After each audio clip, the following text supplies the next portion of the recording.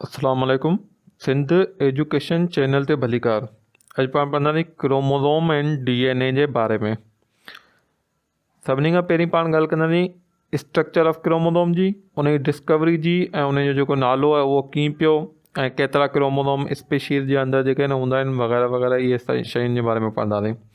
Chromosome Walter Fleming हिकिड़ो embryologist हो जंहिं 1882 में जेके सैलेमेंडर लार्वाए जा एक्टिवली डिवाइडिंग सेल हुआ उन्हनि खे ॾिसंदे जेको आहे न उहो हिकिड़ियूं थ्रेड लाइक स्ट्रक्चर ॾिठा जंहिंखे उन क्रोमोज़ोम जो नालो ॾिनो। क्रोम वर्ड जो मतिलबु हूंदो आहे कलर, सोमा वर्ड जो मतिलबु हूंदो आहे बॉडी, यानी कि कलर्ड बॉडीज़। हालांकि ही कलरफुल हूंदियूं कोन्हे को, पर उन वक़्तु जेको वाल्टर फ्लेमिंग हो उहो हिकिड़ी डाए, हिकिड़ी क़िस्म जी मस जेका आहे उहा यूज़ करे रहियो हो, जंहिंजे करे जेको आहे ही कलरफुल नज़र अची विया ऐं उन करे हिन जेको आहे उहो क्रोमोज़ोम जो नालो ॾिनो। हालांकि इहो जेको नालो आहे उहो ग़लति नालो आहे, छो त उहो कलर्ड बॉडीज़ कोन हूंदियूं आहिनि। हिन जेके उहे क्रोमोज़ोम ॾिठा उहो सैलेमेंडर लार्वाए जा जेके एक्टिवली डिवाइडिंग सेल हुआ। सैलेमेंडर हिकिड़ी लिदर टाइप जेका आहे उहा हूंदी आहे शेप में, ऐं जेका क्लास हूंदी आहे उहा एम्फीबियन क्लास सां जेको आहे उहो तालुक़ु रखंदी आहे। क्रोमोज़ोम जेके आहिनि उहो थ्रेड लाइक स्ट्रक्चर हूंदा आहिनि, धागनि वांगुरु न्यूक्लियस जे अंदरि मौजूदु हूंदा आहिनि ऐं इहे हेरिडिटरी मटीरियल जेको आहे न उहो कैरी कंदा आहिनि। हेरिडिटरी मटीरियल उहो मटीरियल जेको कैरेक्टरिस्टिक जे लाइ रिस्पॉन्सिबल हूंदो आहे ऐं पेरेंट मां ऑफ स्प्रिंग ॾांहुं ट्रांसफर थींदो आहे। क्रोमोज़ोम जो जेको नंबर आहे उहो स्पेशीज़ में हिकिड़ी स्पेशी जीअं इंसान जेके बि आहिनि उहे सभु हिकिड़ी स्पेशी आहिनि। ठीकु आहे, ईअं पखी जेके आहिनि पखियुनि जो जेकॾहिं को मिसाल वठूं कबूतर आहे या पैरट तोता वग़ैरह आहिनि, उन्हनि उहे हिकिड़ी अलॻि अलॻि स्पेशी आहिनि। त हर स्पेशी में पोइ उहे दुनिया में किथे मौजूदु हुजनि उन्हनि में जेको क्रोमोज़ोम जो नंबर आहे उहो सेल जे अंदरि उहो कॉन्स्टेंट हूंदो, उहो हिकु जहिड़ो हूंदो। जेकॾहिं उहो नॉर्मल आहिनि, जेकॾहिं का एबनॉर्मेलिटी आहे त उहा अलॻि शइ आहे। ईअं ई जी इंसान आहिनि, इंसान हिकिड़ी स्पेशी आहे, पोइ दुनिया भर में 8 अरब इंसान मौजूदु आहिनि। इंसान जेको आहे उहो एशिया में हुजे या यूरोप में हुजे, अमेरिका में हुजे, जिथे बि दुनिया जे कंहिं बि हिसे में हुजे, उन में जेको क्रोमोज़ोम जो नंबर हूंदो उहो 46 हूंदो, अनलेस के जेका आहे न का एबनॉर्मेलिटी न हुजे। हाणे हीउ जेको नंबर आहे उहो स्पेशीज़ में साॻियो हूंदो आहे, पर वेरी कंदो आहे स्पेशी टू स्पेशी। मिसाल तौरु इंसान जे अंदरि जेको आहे उहो 46 क्रोमोज़ोम हूंदा आहिनि हिकिड़े सेल जे अंदरि। ईअं जेके फ्रॉग आहिनि उन्हनि में जेको आहे उहो 26 क्रोमोज़ोम जेके आहे उहे सेल जे अंदरि हूंदा आहिनि। त स्पेशी टू स्पेशी जेको आहे उहो वेरी कंदो आहे। क्रोमोज़ोम जेके आहिनि उहे तॾहिं ई ॾिसी सघिबा आहिनि अलॻि फॉर्म में, अलॻि शिकिल में, जॾहिं सेल डिवाइड कंदड़ हूंदो आहे। हाणे मुख़्तलिफ़ ऑर्गेनिज़म आहिनि, पेनिसिलियम आहे, इन में जेको आहे टोटल 2 क्रोमोज़ोम या हिकु पेयर हूंदो आहे। मॉस्किटो मच्छर, पेनिसिलियम जेका आहे उहा हिकिड़ी फंजाई टाइप आहे, फंगस आहे। मॉस्किटो मच्छर, उन जे अंदरि 6 क्रोमोज़ोम या 3 पेयर हूंदा आहिनि। ड्रोसोफाइला फ्रूट फ्लाई खे चइबो आहे ऐं जंहिंजे अंदरि 8 क्रोमोज़ोम हूंदा आहिनि। गार्डन पी, इन जे अंदरि 14 क्रोमोज़ोम या 7 पेयर हूंदा आहिनि। फ्रॉग जे अंदरि 26 हूंदा आहिनि ऐं ह्यूमन जे अंदरि 46। शुगर केन जो कमंद आहे उन जे अंदरि 80 क्रोमोज़ोम। फर्न जेको हिकिड़ा क़िस्म जो साइलोप्सिडा जेके वण आहिनि उन्हनि जे अंदरि 1000 क्रोमोज़ोम हिकिड़े सिंगल सेल जे अंदरि मौजूदु हूंदा आहिनि। हाणे क्रोमोज़ोम मुख़्तलिफ़ सेल जे अंदरि क्रोमोज़ोम जा मुख़्तलिफ़ जेके आहिनि उहो शिकिलूं हूंदियूं आहिनि। मिसाल तौरु नॉर्मल सेल आहे जंहिंखे न डिवाइड थियणो आहे न ताज़ो डिवाइड थियो आहे, त उन में जेकॾहिं न्यूक्लियस खे ॾिसंदासीं, सेल जो जेको न्यूक्लियस उहो अहिड़े नमूने क्रोमोज़ोम जेके आहिनि वर वकड़ियल बिल्कुलु हिकिड़ा धागा जेके आहिनि उहे पखिड़िया पिया हुजनि रैंडम पोज़ीशन में, त ओड़े नमूना नज़र ईंदो। त उन वक़्तु हिननि खे जेको आहे न पाण क्रोमेटिन नेटवर्क चवंदासीं। उहो सेल जेको डिवाइड थियण वारो आहे, हाणे उनखे डिवाइड थियणो आहे, त डिवीजन जो प्रोसेस जंहिंमहिल शुरू थियणो हूंदो आहे माइटोसिस या मियोसिस जो, त उन वक़्तु जेको क्रोमोज़ोम आहे उहो डबल थी वेंदा आहिनि, डबल फॉर्म में अची वेंदा आहिनि। उन जंहिंजी जेका शिकिल पाण ॾिसे त हीअ वारी जेका शिकिल आहे उहा सिंगल क्रोमोज़ोम जी, 2 क्रोमोज़ोम कोन्हे, हिकिड़ो सिंगल क्रोमोज़ोम आहे जेको सेल डिवीजन खां पहिरीं वारे स्टेज ते आहे।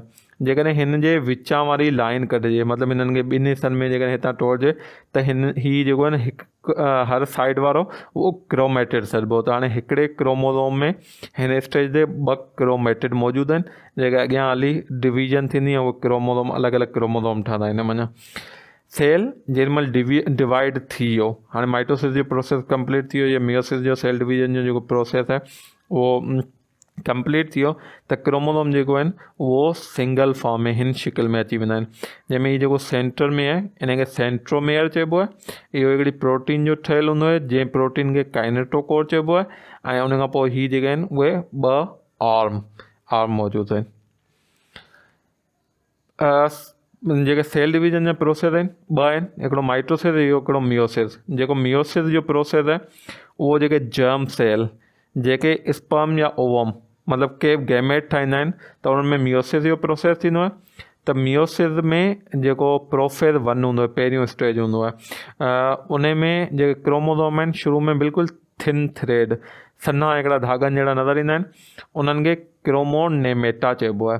क्रोमोनेमेटा इन करे जो मियोसिस जो प्रोसेस जेको आहे, मिसाल तौरु को प्रोसेस डिस्क्राइब पियो कजे ऐं वर्ड जेको आहे उहो क्रोमोनेमेटा बि इस्तेमालु थिए, त इन जो मतिलबु आहे त पाण मियोसिस जो जेको प्रोसेस आहे उन खे डिस्क्राइब पिया करियूं। हीअ वर्ड जेको आहे न उहो हिन जो नालो जेको आहे उहो ज़ाहिर पियो करे त मियोसिस जो प्रोसेस जेको आहे न उहो पियो डिस्क्राइब कजे, तंहिं करे क्रोमोनेमेटा वर्ड यूज़ पिया करियूं। क्रोमोनेमेटा कुझु स्पीसीज़ जा जेके क्रोमोनेमेटा आहिनि उन्हनि में डीप स्टेनिंग रीजन जेके आहिनि उहे नज़र ईंदा आहिनि, उन्हनि खे जेको आहे उहो क्रोमोमेयर चइबो आहे। हाणे क्रोमोसोम ही जीअं पाण पहिरीं डिस्कस कयो भई सेल जे न्यूक्लियस जे अंदरि जेको आहे न उहो मौजूदु हूंदा आहिनि, इहे सेल जे न्यूक्लियस जे अंदरि मौजूदु आहिनि। हिकिड़ो जेको क्रोमोसोम आहे इहो कॉम्पैक्टली पैक हूंदो आहे, मतिलबु बिल्कुलु सुपर कॉइल फॉर्म में कंहिं शइ खे बिल्कुलु टाइटली पैक कजे न, हिकिड़ी शइ कॉइल थियलु हुजे उन कॉइल खे बार बार कॉइल कजे त इहो सुपर कॉइलिंग थींदी आहे, त मतिलबु सुपर कॉइल में जेको आहे हीअ जेको आहे क्रोमोसोम पैक हूंदो आहे।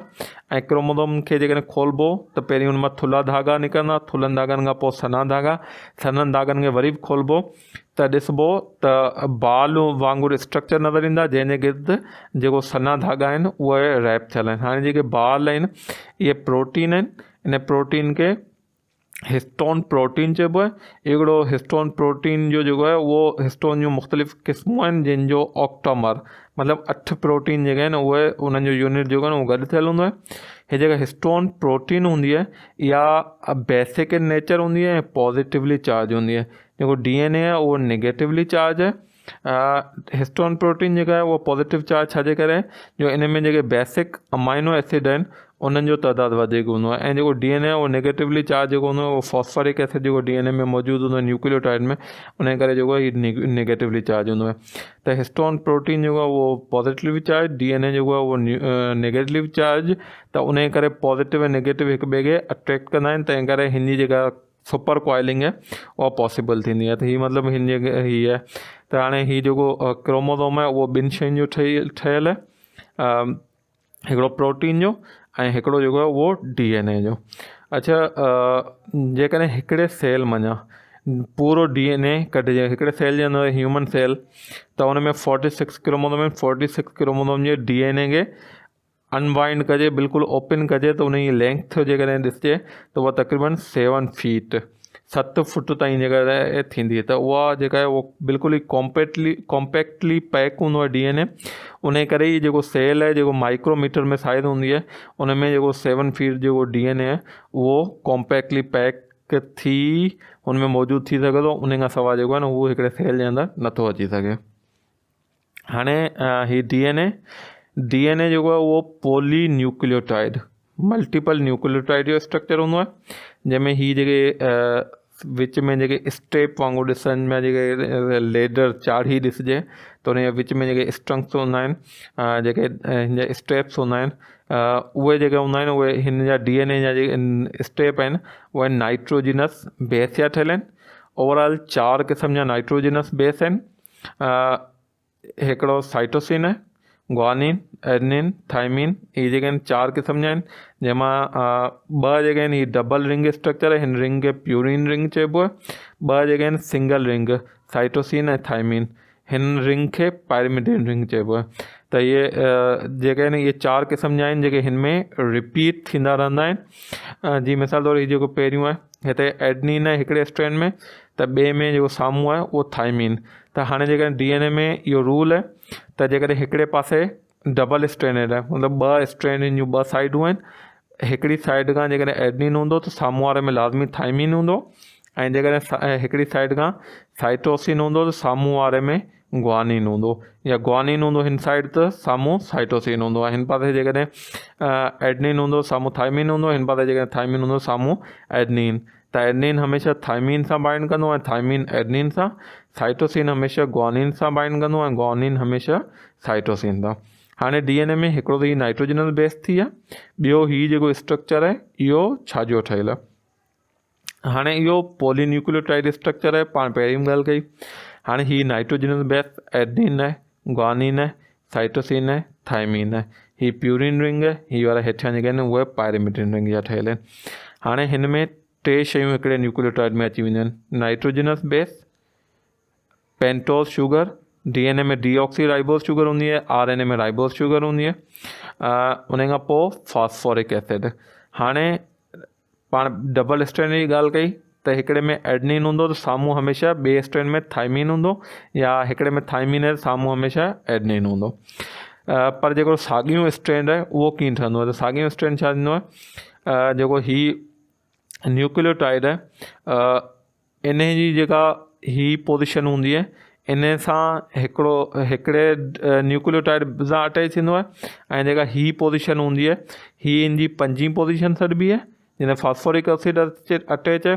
हितां ही हिकिड़े न्यूक्लियोटाइड सां अटैच हूंदो आहे, ही वरी हितां ॿिए न्यूक्लियोटाइड सां हितां 3 पोजीशन सां अटैच हूंदो आहे। त ईअं जेको आहे उहो पूरो न्यूक्लियोटाइड जो सीक्वेंस ठहंदो वेंदो आहे, ऐं DNA जेको आहे उहो ठहंदो वेंदो आहे।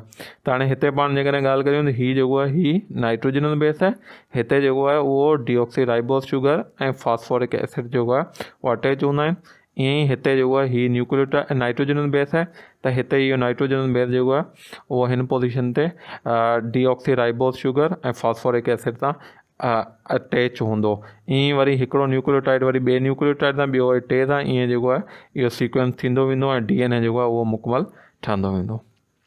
अल्लाह हाफ़िज़। वधीक वीडियोज़ ॾिसण जे लाइ सिंध एजुकेशन चैनल ज़रूरु सब्सक्राइब कंदा, महिरबानी।